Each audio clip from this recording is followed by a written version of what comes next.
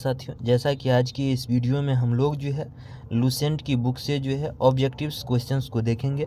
60 से 65 objective GK की questions को देखेंगे जो एग्ज़ाम दृष्टिकोण से जो है काफ़ी महत्वपूर्ण क्वेश्चंस है। वैसे क्वेश्चंस को देखेंगे हम लोग जो किसी न किसी एग्ज़ाम में पूछा गया है और लूसेंट्स की बुक से देखेंगे। तो चलिए शुरुआत करते हैं। तो देखिए, जैसा कि यहाँ पहला क्वेश्चन से क्या है, पहला नंबर का क्वेश्चन जो है कि ब्रह्मपुत्रा नदी जो है का बहाव क्षेत्र क्या है। तो देखिए, यह ब्रह्मपुत्रा नदी का जो उद्गम होता है, जो ओरिजिन वाला भाग है, वह तिब्बत है। यानी कि तिब्बत से यह ब्रह्मपुत्रा, तिब्बत के मानसरोवर झील के समीप से जो है यह ब्रह्मपुत्रा नदी निकलती है।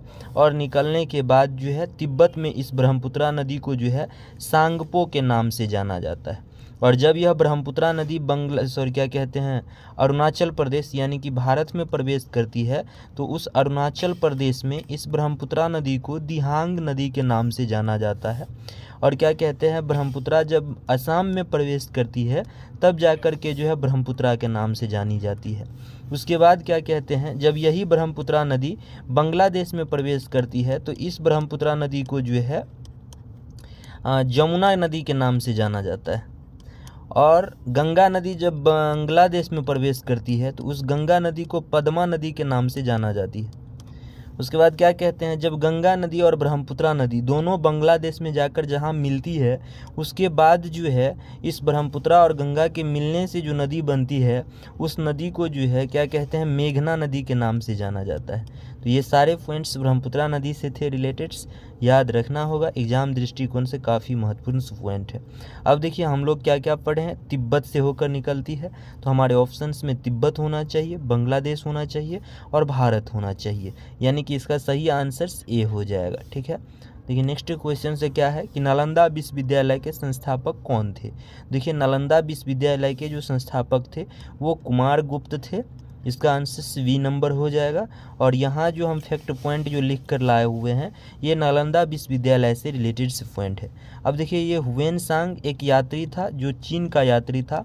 यह जो भारत आया था वह इसलिए आया था ताकि नालंदा विश्वविद्यालय में अध्ययन करे, और नालंदा विश्वविद्यालय में इन्होंने अध्ययन भी किया और अध्यापन करने का भी कार्य किया, यानी टीचर्स का भी काम किया इन्होंने नालंदा विश्वविद्यालय में। इन्होंने 629 ईस्वी में हुएनसांग भारत आया, और जिस समय ये भारत आया उस समय नालंदा विश्वविद्यालय के कुलपति शिलभद्र थे। इस क्या कहते हैं, हुएनसांग को जो है यात्रियों का राजकुमार और नीति का पंडित तथा शाक्य मुनि भी कहा जाता है। तो ये सारे पॉइंट्स जो है वो एग्जाम दृष्टिकोण से महत्वपूर्ण पॉइंट है और कई बार यहाँ से क्वेश्चंस एग्जाम में पूछे गए हैं। अब देखिए नेक्स्ट क्वेश्चन से क्या है कि 1857 ईस्वी के विद्रोह के एक नेता कुंवर सिंह किस स्थान से संबंधित थे। तो यह कुंवर सिंह जो थे बिहार से संबंधित थे और बिहार के जो है आरा जिला से संबंधित थे। आरा जिला में एक जगदीशपुर नामक जगह है, उस जगदीशपुर से जो है यह संबंधित थे। इसका आंसर क्या हो जाएगा, जगदीशपुर हो जाएगा। अब देखिए इसके बारे में फैक्ट पॉइंट क्या लिखे हुए हैं कि देखिए, अपनी अंतिम सफलता के रूप में इन्होंने अपने गृहनगर जगदीशपुर के निकट अंग्रेजों को बुरी तरह पराजित किया, और इसी युद्ध के दौरान कुंवर सिंह बुरी तरह घायल हो गए और 26 अप्रैल 1858 ईस्वी को इनकी मृत्यु हो गई। अब देखिए नेक्स्ट पॉइंट क्या है, नेक्स्ट क्वेश्चन से क्या है कि मृदा की अत्यधिक जो है वो अम्लता का निवारण किया जाता है। मृदा यानी मिट्टी का बात करा जा रहा है, यानी जब हमारा मिट्टी क्या हो जाता है, अत्यधिक अम्लीय हो जाता है, तो उसे किस प्रकार से सही किया जाता है। तो देखिए, जब कभी भी आपका मिट्टी यदि ज़्यादा अम्लीय हो जाए तो उसमें क्या करना है, क्षार मिलाना है और क्षार से संबंधित पदार्थ को मिलाना है, जिससे अम्लीयता को क्या करा जा सकता है, दूर किया जा सकता है। क्योंकि अम्ल और क्षार जब रिएक्ट करता है, अम्ल और क्षार क्या करता है, जब रिएक्ट करता है तो लवण और जल का निर्माण करता है, और लवण का पीएच मान क्या होता है, उदासीन होता है।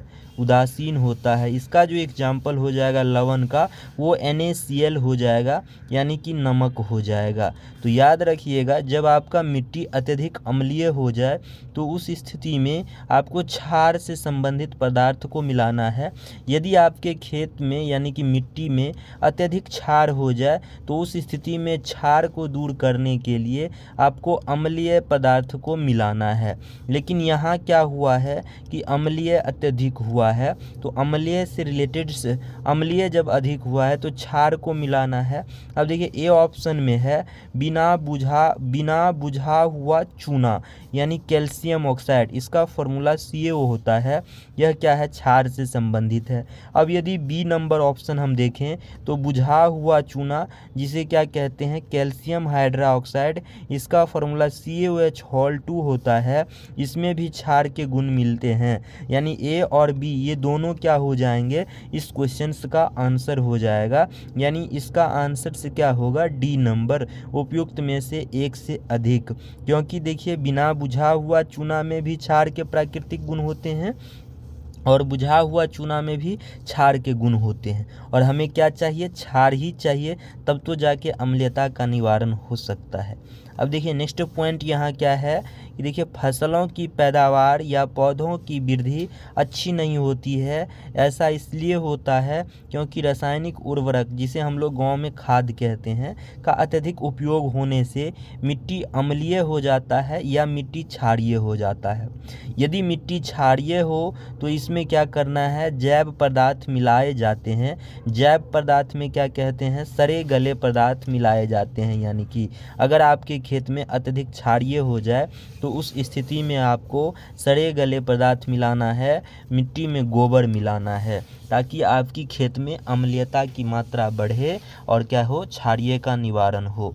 अब देखिए नेक्स्ट क्वेश्चन से क्या है कि स्वराज मेरा क्या है, जन्मसिद्ध अधिकार है, मैं इसे पाकर रहूँगा, यह किसने कहा था। तो बाल गंगाधर तिलक ने कहा था कि स्वराज मेरा जन्मसिद्ध अधिकार है, मैं इसे लेकर रहूँगा। नेक्स्ट क्वेश्चन से क्या है कि इनमें से जो है किसने पहली बार जो है यह व्याख्या की थी कि पृथ्वी के अपनी धुरी पर घूमने के कारण प्रतिदिन सूर्योदय एवं सूर्यास्त होता है। यह बात पहली बार आर्यभट्ट ने कहा था। अब देखिए पृथ्वी अपनी धुरी पर घूमती है तो इससे क्या होता है, सूर्योदय और सूर्यास्त होता है, यानी दिन और रात होता है। ठीक है, लेकिन क्या कहते हैं, पृथ्वी जो सूरज की चारों ओर चक्कर लगाती है, इससे क्या होता है, तो इससे जो है क्या कहते हैं, इससे जो है एक वर्ष का निर्माण होता है। क्यों एक वर्ष का निर्माण होता है, क्योंकि पृथ्वी जो है सूरज की चक्कर जो है 365 दिन में लगाती है। कितने दिनों में लगाती है, 365 दिनों में लगाती है। अब देखिए नेक्स्ट क्वेश्चन से क्या है कि उत्तरी पूर्वी मानसून से सबसे अधिक वर्षा प्राप्त करने वाला राज्य कौन से हैं। तो देखिए उत्तरी पूर्वी मानसून को जो है हम लोग क्या कहते हैं, रिटरेटिंग मानसून कहते हैं। रिटरेटिंग यानी कि क्या कहते हैं, लौटता हुआ मानसून इसे कहते हैं, लौटता हुआ मानसून कहते हैं। अब लौटता हुआ मानसून क्या होता है, इस लौटता हुआ मानसून से तमिलनाडु की तट पर और तमिलनाडु में जो है अत्यधिक वर्षा प्राप्त होती है। लेकिन क्या कहते हैं, पूरे भारत में वर्षा होने के लिए दक्षिण, यहाँ उत्तर पूर्वी मानसून है ना, लेकिन पूरे भारत में वर्षा होने के लिए आप हमें जो है दक्षिण पश्चिम मानसून से पूरे भारत में वर्षा होती है। इस मानसून को एडवांसिंग मानसून कहते हैं। ठीक है, देखिए नेक्स्ट क्वेश्चन से क्या है, नेक्स्ट क्वेश्चन से है कि भारत की सर्वाधिक वर्षा मुख्यतः प्राप्त होती है किस मानसून से। तो देखिए उत्तरी पूर्वी मानसून से केवल जो है, केवल क्या नाम है, केवल क्या कहते हैं, पूर्वी तट पर यानी तमिलनाडु तट पे ही वर्षा होती है। और इसी उत्तरी पूर्वी मानसून को वापसी होती मानसून भी कहते हैं। लेकिन सी नंबर ऑप्शंस जो है वो दक्षिण पश्चिम मानसून से पूरे भारत में वर्षा होती है, और इस दक्षिण पश्चिम मानसून से जो है भारत में सर्वाधिक वर्षा भी होती है, याद रखना है। नेक्स्ट पॉइंट से क्या है, नेक्स्ट क्वेश्चन से क्या है कि पेंसिल लेड बनाने के लिए किस पदार्थ का उपयोग किया जाता है। जैसा कि यह पेंसिल है, अब पेंसिल का जो ये नोक वाला भाग है, इस नोक वाला भाग में ग्रेफाइट लगा होता है और इस ग्रेफाइट की मदद से जो है लिखा जाता है। अब यह ग्रेफाइट क्या है, तो यह ग्रेफाइट जो है हीरा का क्या है, कार्बन का अपरूप है। ग्रेफाइट क्या है, कार्बन का अपरूप है, याद रखना है, कार्बन का क्या है, अपरूप है।